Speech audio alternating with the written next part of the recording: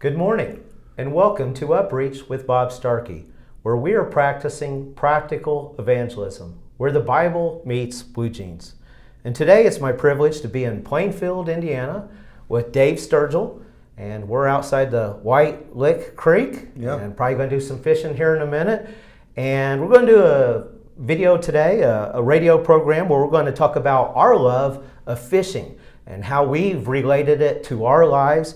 I like when the Apostle Paul says, we speak of the things that we do know, and we know fishing. That's and right. So we have a good time with that. And we were just talking about how fishing is it's a primal instinct within man. I heard somebody referencing this recently. They were talking about if you go into like pre-modern times, pre-fishing poles and microwaves and fridges, when you caught a fish, it meant that you ate that day. And so there was a feeling of overcoming or conquering. And if you caught several fish, well, that meant your family ate that day. And so what a wonderful opportunity that we still have that instinct within us. And I heard you say a phrase that I really like. You said that rub, that tug. The tug is the drug. The tug is the drug. The tug is the drug. And fishing is my drug of choice, man. And you can't when you connect with nature, there's just something about when you're out and your feet's in the water and you hook up to a bass or a crappie or a bluegill and they want to jump out of the water and look you in the eye one time, see what they're dealing with. There ain't nothing better than that.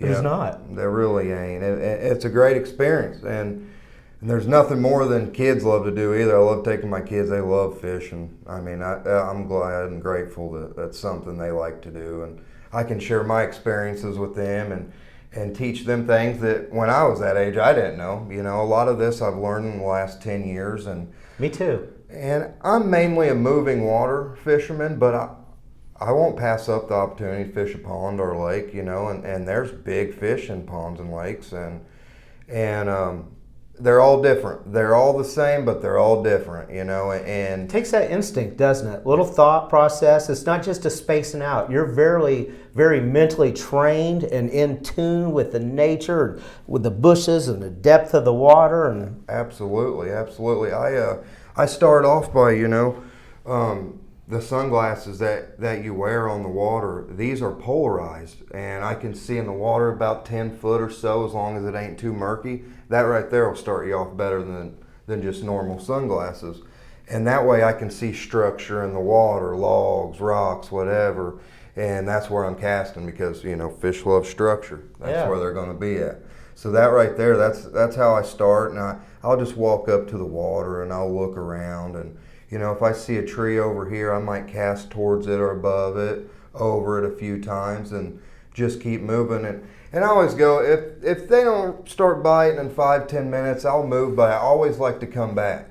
I always like to come back because it seems like if I hit a spot and nothing's panning out from it, I'll leave that spot for a few, but I always want to hit it on the way out because it seems like that's when I always catch one.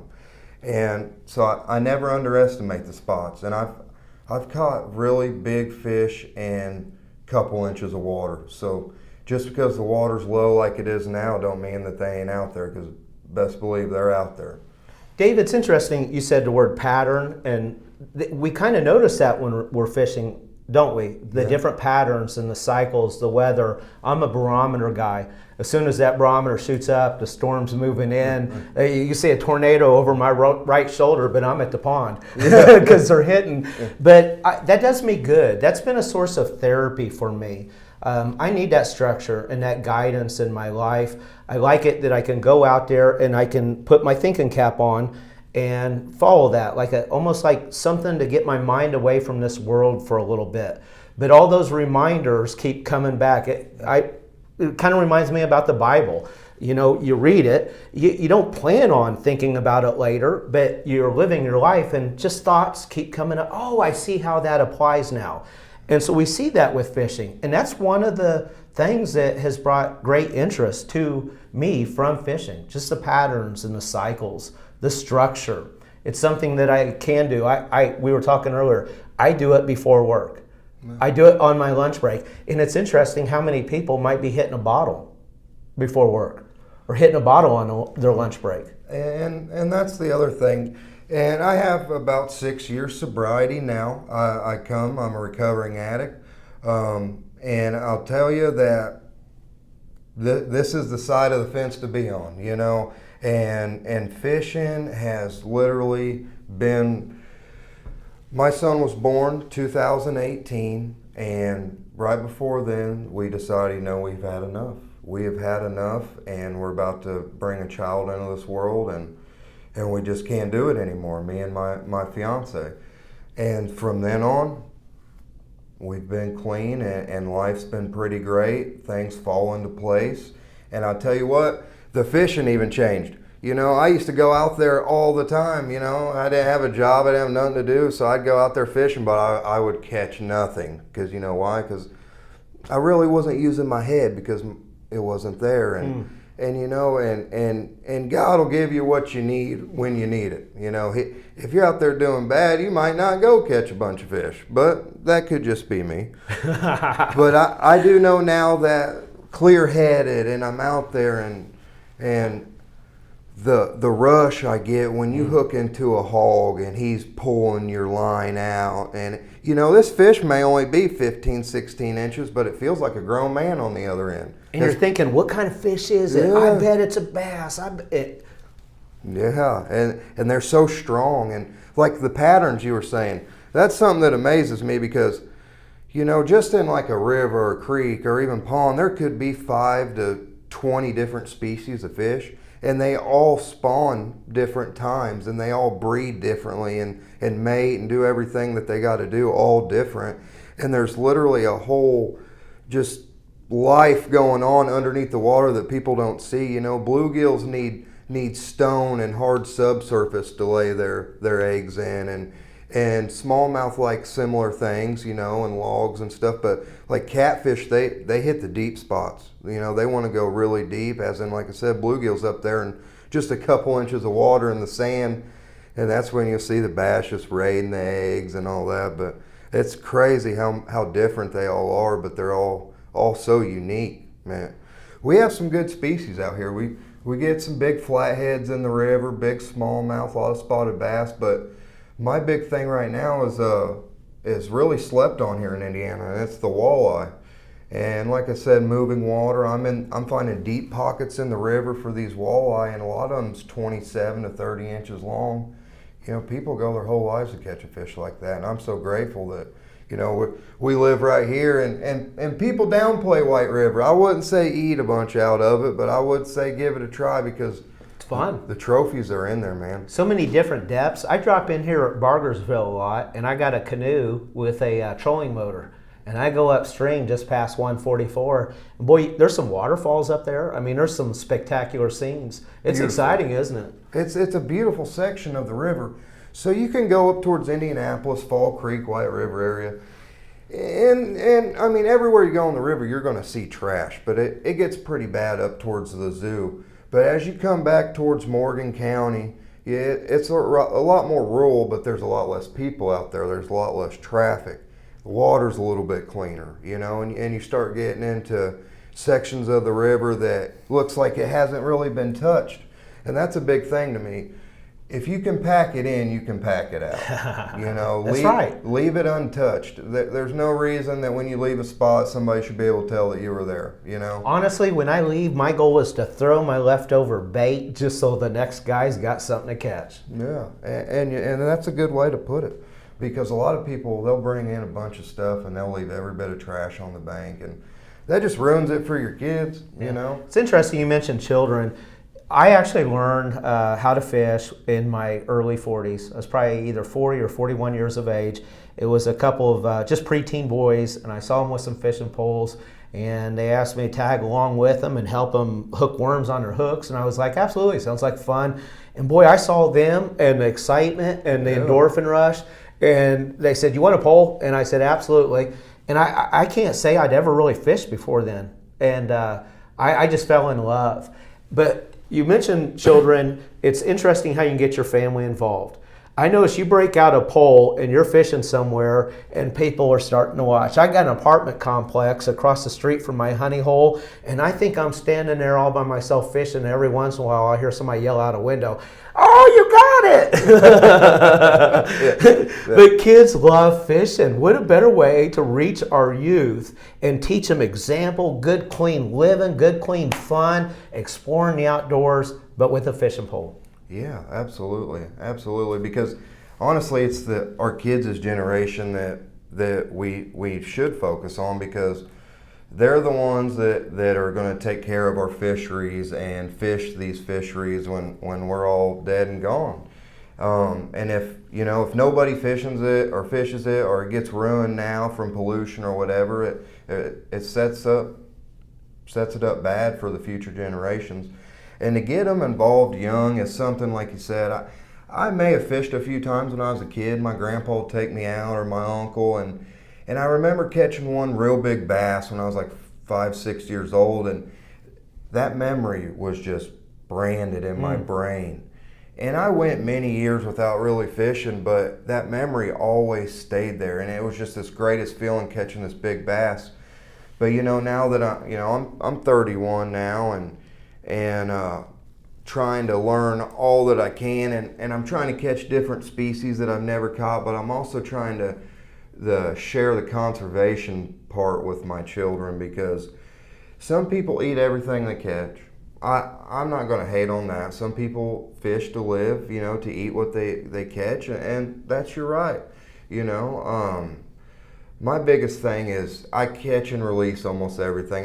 I might keep a couple crappies or something, but I just know that if I put this fish back, there's a chance, my child, my kid, their kids are going to catch it, especially if they're a big breeder. If it's a big female, I like to put them back so they can go take care of what they need to take care of.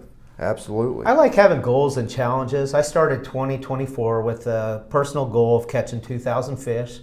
I got me a fancy little logbook, and I actually took notes and wrote down every single fish and what they hit on. And I caught my 2,000 fish by September. And that's awesome, man. Yeah, a lot of it. I caught almost 2,000 fish in about 15 fishing days, where you just get out there and they're just hitting, and you're plucking them out. And I eat about 50-50 of what I catch. And I'm starting to enjoy that. And it's a new challenge, a new something to learn. And so I'm having fun with that. I call it, what is it called? Catch and cook. Yeah, catch and cook. I've actually been doing that at work with some of the guys, where we've been catching stuff in the morning or the night before, throwing it on some ice overnight, and cutting them up in the morning. We've been eating fish from the ponds the next day. What a blast. I will say, I do like some deep fried crappie. I'm big on that, and bluegill. I don't think there's much better eating, if I am eating a fish, than a little fat belly bluegill or a little fat belly crappie. Love it. I think they taste great.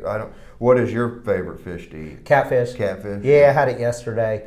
And they're so easy to cut up too. I like the bluegills. It's a lot of work for a little meat.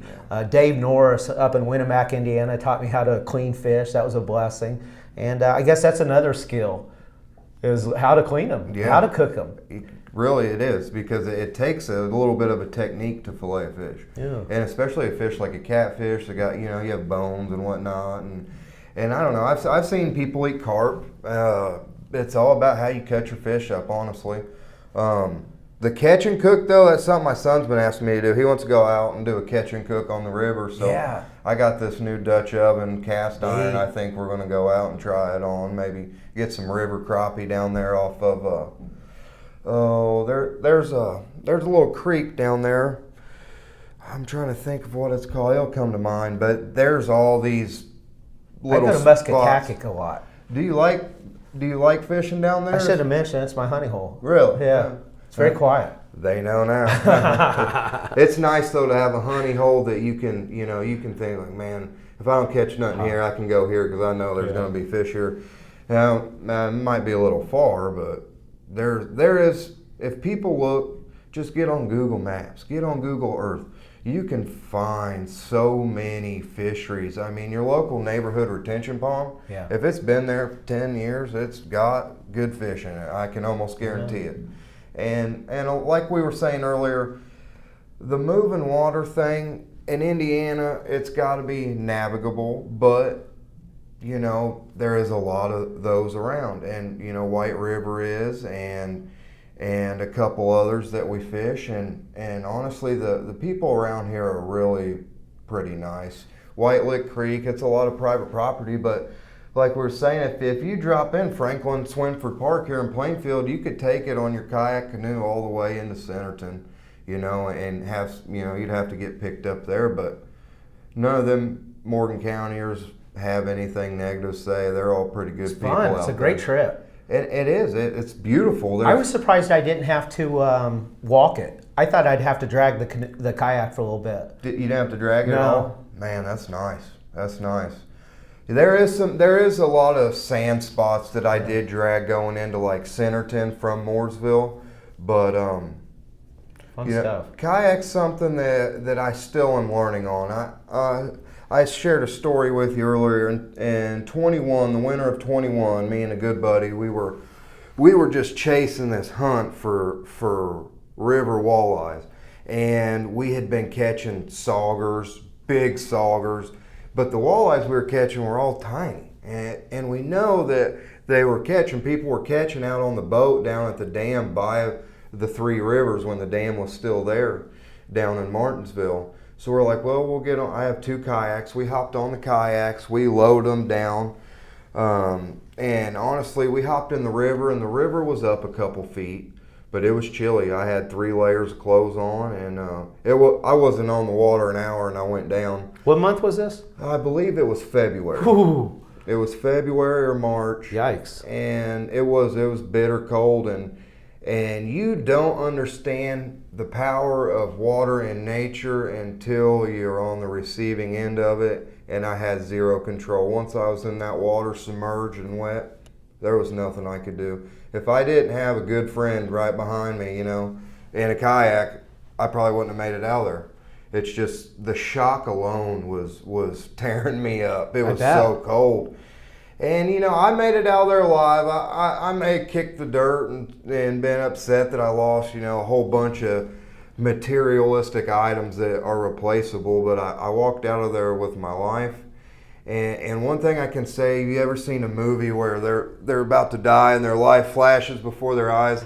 I promise you that is kind of similar, because right when I went in, all I seen was my kids and my old lady and my mom and you know, just my family. And I've made it this far in life to go down on the kayak. I can't do it now. I can't do it now. Amen.